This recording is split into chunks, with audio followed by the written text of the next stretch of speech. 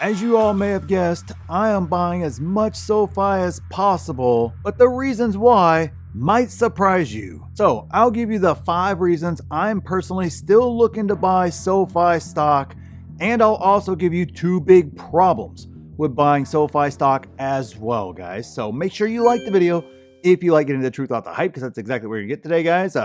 No to the moon projections. Like I just said, we're going to talk about some negative things too, because it's critical that you understand the bull case for the stock, but also understand the bear case as well. That's why we're going to discuss 2 big problems today, because you have to understand that other side. You have to understand both bull and bear case. And if you don't, or you just kind of gloss over the bear stuff and really focus on the bull stuff, you end up overcommitting to the stock. I've seen that before. Or you end up buying at too high of a price based upon those rosy projections for all those bull cases and ultra bull cases and all other stuff like that. So you need a solid, fundamental-based bull and bear case, which we will discuss some of those points today. Obviously, it's way too long of a video to discuss all of them, but if you want my full and bear case complete with multiples used and my price projections and everything else for SOFI, I extended the earnings flash sale to my group where you can get those videos until today, guys. Some of you guys said you missed it and you were asking about it, and can I extend it a little bit further? So there you go. I extended it all the way to today as promised, but make sure you jump on it. It's the pinned comment. We'll talk more about it at the end. But let's talk about the first reason I'm buying SOFI stock, and that would be earnings performance. Now, guys, we're on 20-something straight quarters of incredible earnings, okay? I understand this earnings call wasn't as spectacular as the prior earnings call, and obviously I understand I'm not comparing this to all stocks out there in the stock market. We just saw unbelievable performance from Palantir as well, and a few other stocks, but consistent earnings performance is there quarter in and quarter out. There's been no doubt. Go look at the chart there, pull it up, take a look at what the earnings have done every single quarter for right around 20 quarters now or so. It has been an unbelievable performance, and it makes it really, really hard not to buy a stock whenever you're seeing or earnings performance like that. Where I get scared is whenever I see great earnings. Ooh, big miss there. What the heck happened there? Sometimes there can be a one-time thing that happens, but in a lot of cases, you just kind of look back over the past, 3, 4, 5 years, and you see a real herky-jerky earnings performance. Or in some cases, a stock is really hot right now, but you're seeing decline in fundamentals, which isn't earning performance at all. There's a lot of hype. They're using all the right buzzwords in their, earnings calls and things of that nature, but there's nothing there that actually shows you that they are having earnings performance. But we are getting consistent, improving earnings performance every single quarter from SOFI, which that right there is the first reason, which also leads me to the second reason that makes it a buy for me, and that is valuation is attractive. Now, to be clear, this is not steal deal pricing down at $4 like it was before, but folks were all kinds of excited and didn't seem to care a whole heck of a lot about the valuation whenever the stock was over $30 per share. But now all of a sudden, the fundamentals have gotten better. EPS has gone up. They gave us new guidance that pushed that forward PE even lower. And on top of that, the stock price came down, which makes the valuation even cheaper. So we've gotten basically the 3 things you always want to see as a long-term buy and hold investor. And now folks are kind of questioning whether or not you really want to get into SOFI or not, whether or not this valuation is attractive or not. And usually whenever I see somebody counter that point, it's always like, well, it's just a bank, despite the fact it's not what the earnings show. But that's what everybody always says. It's kind of the default there for some of the bears and such. Again, we'll talk about the bear points here in just a moment. But from my opinion and my perspective, and based upon the guidance that they gave me, the valuation is very attractive right now. It doesn't mean it can't go lower, but that doesn't mean the valuation isn't attractive either at this particular level. So that's something else that I love to see. But let's move on to number 3, and that is this year and 2027 will be the big years. That's straight from management's mouth. Management tends to guide and lead us in a direction and then either beat and raise, or they at least match. So if they're telling me something like that, I have no reason not to believe that. More importantly, if you're following what they say on earnings calls, what they've been executing to in the background there, they have been laying a foundation for a big 2026 and an even bigger 2027 for about 4 years now. If you've been tracking the company and noticing the giant foundation that they've been building out there, not throwing up a real quick stick home to put up some really, fun, unique earnings there and kind of create this up and down kind of cycle that you see with a lot of other stocks out there. They've been consistently building a great foundation. So I absolutely believe them. And again, I have no reason not to believe them, that they're absolutely gearing up and have been gearing up and are ready to take on that 2026 and 2027 and have those big years. Number 4, Share count is what matters. Now, this is one I know some folks don't really understand it a whole heck of a lot, so let me just put numbers to it for you, okay? Would you rather own 1,000 shares of any stock at $10 per share, or would you much rather own 20,000 shares at, we'll say, $20 per share? Let's assume that that stock is, $50 in the future, $100 in the future, $150, $200, whatever number you want to put out there. Which situation would you rather be in? Which one makes your portfolio bigger?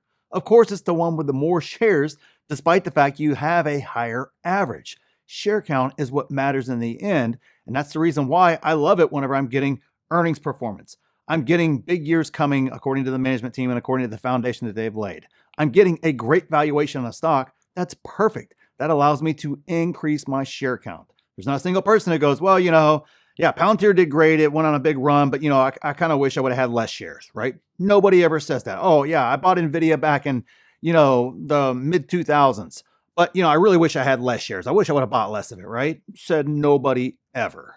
Everybody always says the exact opposite. I wish I would have bought more. And so we're getting the perfect scenario to add to that share count because share count is what matters. And finally, number 5, Fintech is out of favor. I know that seems counterintuitive. That seems like that should be a bear point, but it's not for a long-term investor because of all the reasons we just discussed. Whenever you're seeing earnings performance and a stock is simply out of favor on Wall Street, that's the perfect scenario. That's how you get Meta at $80. That's how you get Google last year, at 120 to 150. That's how you get all the great stuff. Palantir at $6. That's how you get that sort of deal, is whenever the sector that they're in is out of favor. And when you're seeing earnings performance, so it's not because of the earnings, it's not because of anything else, it's just simply because that particular niche is out of favor with Wall Street. That's exactly what you want to see because Wall Street is routinely wrong more than they are right on all that sort of stuff. Nvidia, chip makers all being down, and everything else you can look at, all the big, huge runs all came on the backs of a stock being out of favor with Wall Street. So I love it whenever my stocks go out of favor with Wall Street because I just simply get to add shares, increase that share count, get shares at a cheap valuation. And as long as that company is performing on earnings, right? They got to perform on earnings. I agree there. That's the caveat. They got to perform on earnings. Then I am an extremely happy camper. And that to me is extremely bullish because I'm going to make a lot of money on the back end of that as that rubber band pulls tighter and tighter and tighter. Not been true in the history of the stock market. So I love it whenever my stocks are in a sector that is out of favor. But guys, there are some big problems, some bear points that we have to talk about right now. And it's, basically are introduced a reason why you could have a problem with buying the stock. So let's talk about those two next. And the last one is critical. So first up, a fintech multiple is not guaranteed. Now this one, I got to be honest with you guys. I don't believe you're going to get all the way over here to banking. It's not a bank. Okay, it's not a pure bank. Everybody's always like, oh, it's a bank. It's just like JP Morgan. It's like, please go look at their balance sheets. Please go look at their financials. Please go look at the business models. Please go look at the lines of business. Go look at where the vast majority of revenue is derived, one versus the other. After doing that, then we can come down in there and have a discussion. But I don't think there's anybody out there looking at that and going, yeah, that makes sense. They're clearly just a bank. They're not. They're over here in fintech. Now, I understand fintech and banking is very similar. I could agree with that there. But I view JP Morgan and SOFI as two completely different companies with some overlap, just the same exact way I look at SOFI and Robinhood and kind of go, there's some overlap there as well, but they're completely separate companies with a lot of different business lines. More importantly, with the vast majority of the revenue, derived in very different ways across all three of those there. But I don't agree with the folks saying it's only a bank either, because that is simply not true based upon what you're looking at with the fundamentals, how they derive the revenue, how they derive the profits, and everything else. Okay, so folks on both sides of that argument to me are completely wrong. But it is a bear point that a fintech multiple or being close to that 50-50 is not guaranteed. Maybe they come over here and it's more, 70 bank, 30 fintech, for example, in terms of the multiple. We don't know where that will fall yet. We won't know that for years. So it is a risk factor and it is something that you have to consider with this stock. More importantly, just simply adjust your numbers accordingly. Give yourself very reasonable multiples and you can actually project out what would be a fair price for that stock or not based upon that multiple that you choose to give it there. So you can derive that answer. Obviously, just with SOFI, Noto has one idea as to what the multiple will be. Mine is actually lower than his. And we got group members that think it's lower than where I have it. We got some group members that think it's closer to where Noto has it or somewhere in between. We don't know. But if you're banking on a full fintech multiple, that's probably not going to happen either. Just like if you're thinking, oh, well, it's never going to get, I'm just going to give it a bank multiple like JP Morgan. It's never going to get there. That's not realistic either. JP Morgan could never grow like SoFi's been growing and is going to continue to grow into the future as they continue to increase out. So all those type arguments are silly, but understand that if you're using a really high multiple, kind of getting closer over here to where Noto was saying it was at, that's definitely not guaranteed either. And so be very, very cautious with that. And the second bear point would be it's still volatile. Look, guys, you've got to understand you're going to be on a roller coaster with this stock. It is still trader controlled, okay? Which means a market downturn is going to take it down hard. However, when the market gets a hype run, it's going to run on you too.